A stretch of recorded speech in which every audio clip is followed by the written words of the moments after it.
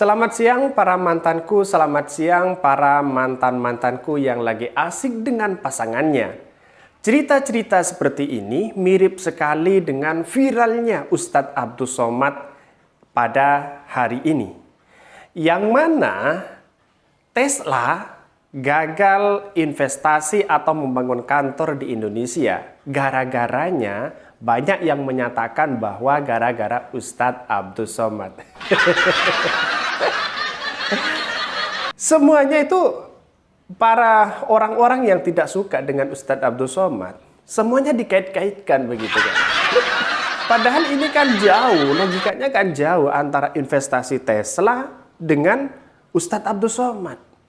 Dan bahkan sekarang itu banyak Ustadz Abdul Somad itu dibully habis-habisan kan.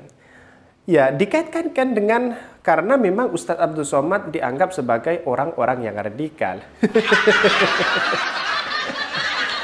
Tapi nyatanya begini, orang yang selalu memfitnah Ustadz Abdul Somad itu rata-rata orang yang tidak suka dengan ceramah-ceramah Ustadz Abdul Somad. Bahkan saking dia tidak punya alasan, orang yang tidak suka dengan Ustadz Abdul Somad karena memang dia meresahkan. Ya meresahkan dari mana begitu kan? Dalam artian bahwa selama ini ada segelintir orang yang menolak dengan Ustadz Abdul Somad. Tapi ribuan orang yang menerima Ustadz Abdul Somad. Logikanya itu jauh begitu. Seperti ini. Lagi viral bahwa Ustadz Abdul Somad difitnah karena Tesla gagal investasi atau membangun kantor di Indonesia. Lebih memilih di Thailand begitu. Maka orang-orang yang tidak suka dengan Ustadz Abdul Somad dipelintirkan bahwa ini semuanya gara-gara Ustadz Abdul Somad begitu. Dan bahkan ada narasi-narasi yang mengatakan bahwa kalau ada investasi di Indonesia akan diboikot oleh pengikut-pengikut Ustadz Abdul Somad. Ini lucu sekali begitu kan. Lucu itu dalam artian mengapa Ustadz Abdul Somad dijadikan bahan fitnahan kan begitu kan. Ya mungkin karena banyak pengikutnya, salah satunya banyak pengikutnya. Terus yang kemudian yang kedua adalah memang ceramah-ceramah Ustadz Abdul Somad sangat memberikan semangat begitu kan. Tapi orang yang tidak suka terhadap Ustadz Abdul Somad ya paling ya itu radikal, itu tidak cinta NKRI. Jadi aneh begitu kan bahwa selama ini ceramah-ceramah Ustadz Abdul Somad kalau dianggap radikal maka otomatis sudah ditangkap sejak dulu begitu kan. Tapi nyatanya sekarang jadi pembahasan nasional bahkan internasional. Walaupun ada penolakan kemarin itu ada berita bahwa ada penolakan di Singapura. Ya kalau penolakan ya nggak apa-apa. Memang haknya mereka untuk ditolak misalnya. Tetapi kan ini orang-orang yang tidak suka dengan Ustadz Abdul Somad dijadikan sebagai alat-alat fitnah untuk memfitnah Ustadz Abdul Somad dari berbagai hal begitu. Tidak hanya radikal, bahkan investasi atau apapun dari pihak luar negeri diberikan narasi bahwa kalau investasi di Indonesia dia akan menjadi gagal karena ocehan-ocehan Ustadz Abdul Somad dan pendukungnya. Ini kan aneh sekali logikanya orang-orang seperti ini memberikan narasi yang tidak tepat begitu kan. Memang saya akui bahwa kemarin ada penolakan memang di Madura, ada di Jonggol Bogor penolakannya. Tapi itu hanya segelintir orang. Penolakannya mungkin ya banyak, paling banyak ya 10 orang lah, tidak lebih dari itu begitu kan. Dalam artian bahwa tidak ada penolakan secara khusus massa banyak datang ke tempat Ustadz Abdul Somad. Apalagi demo penolakan Ustadz Abdul Somad. Tidak ada seperti itu. Ya hanya segelintir orang. Begitu. Jadi kita itu adalah negara demokrasi. Dalam artian Ustadz Somad juga bagian dari demokrasi kita. Orang yang tidak suka dengan ceramah-ceramah Ustadz Abdul Somad, ya nggak apa-apa begitu. Itu bagian dari demokrasi. Sama dengan Pilpres. Kalau tidak mengikuti koalisi atau oposisi dan bahkan tidak mengkritik pemerintah, dianggap radikal sekarang. Ya, mengkritik pemerintah. Terus kemudian dikait-kaitkan dengan Ustadz Abdul Somad lagi begitu. Jadi artinya begini, bahwa semuanya itu dikait-kaitkan dengan memfitnah Ustadz Abdul Somad. Kenapa tidak yang lain begitu kan? Jadi ada kampret, ada cebong, ada kadrun dan sebagainya. Orang masih berpikirnya seperti itu. Orang yang tidak ikut ikut oposisi dianggap radikal semua begitu, dianggap pendukung Ustadz Abdul Somad, Wahabi dan sebagainya, HTI, FPI. Di mana logikanya begitu? Jadi logikanya itu logika yang salah menurut saya, bahwa hal-hal seperti ini kalau bisa jangan sampai punya pemikiran-pemikiran seperti ini, karena ini adalah demokrasi kita. Demokrasi kita itu besar. Demokrasi akan menjadi gagal ketika rakyat saling nuduh, terus kemudian saling berpecah belah, maka menjadi tertawaan bagi negara-negara lain begitu. Artinya seperti ini. Memang iya, bahkan tidak hanya di secara nasional, secara Indonesia, Ustadz Abdul Somad itu banyak yang tidak suka terhadap ceramah-ceramah Ustadz Abdul Somad. Tidak hanya di dalam negeri, tidak hanya Indonesia, di luar negeri juga banyak yang tidak suka terhadap Ustadz Somad. Tapi kalau diperbandingkan, malah banyak yang suka terhadap Ustadz Abdul Somad. Dalam artian bahwa kita itu adalah sebenarnya ikut-ikutan begitu. Ikut-ikutan ya, orang yang tidak punya narasi apapun ikut-ikutan, mudah mengikuti ini, mudah mengikuti itu begitu. Dalam artian bahwa kalau menjadi hanya ikut-ikutan ya banyak sekali orang yang mengupload.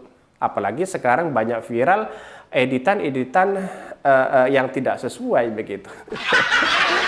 Bahkan tidak hanya itu, Ustadz Abdul Somad juga difitnah pakai behel, terus kemudian diedit berbagai hal, tapi tidak ada yang melaporkan. Tapi kalau ada orang lain, misalnya ada dari oposisi yang mengkritik pemerintah, terus kemudian editan-editan itu disebarkan, dia banyak yang melaporkan. Itu adalah logika-logika yang salah menurut saya, bahwa hal seperti ini adalah biasalah hal dalam demokrasi, dan sekarang itu sudah ada yang mengesahkan undang-undang ITE itu. Nah, kembali kepada Ustadz Abdul Somad lagi.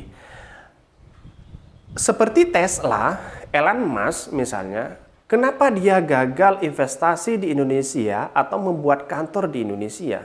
Karena salah satu yang tadi adalah jawabannya adalah gara-gara Ustadz Abdul Somad, yang mana Ustadz Abdul Somad itu adalah ceramah-ceramahnya radikal. Ada berpikiran seperti itu, tapi logikanya itu ada logika yang salah. Iya, logika yang salah begitu. Semuanya itu dikait-kaitkan dengan Ustadz Abdul Somad. Hal seperti inilah yang kemudian menjadi berpecah belah begitu di Indonesia. Berapa sih sebenarnya Tesla atau Elon Musk ini membangun kantor di Indonesia? Saya lihat bahwa dari tadi di beritanya ya sekitaran 1,3 miliar.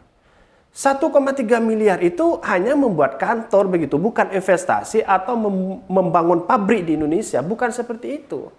Tapi yang menjadi kasihan sekarang ini adalah Pak Jokowi dengan Pak Luhut begitu. Dia sudah menemui Tesla atau Elon Musk berpakaian rasi dengan rapi, tapi nyatanya gagal membangun kantor atau pabrik di Indonesia. Ini yang menjadi kegagalan orang-orang pengikut-pengikut yang tidak suka dengan Ustadz Somad. Maka dikait-kaitkan seperti ini begitu. Hanya 1,3 miliar, ya hanya membangun kantor, artinya membangun kantor, membangun penjualan Tesla di Indonesia hanya segitu begitu. 1,3 miliar itu atau 1,5 miliar lah. Ya, orang Indonesia itu mampu kalau membangun seperti itu. Kemarin aja Ahmad Sahroni di Formula E membeli tiket, memborong tiket Formula E senilai 1,2 miliar. Masih selisihnya 11-12 gitu. Dalam artian bahwa Kalau 1,2 miliar, 1,3 miliar masih diributkan. Dan bahkan saking diributkan, itu Ustadz Abdul Somad dibawa-bawa, difitnah-fitnah begitu.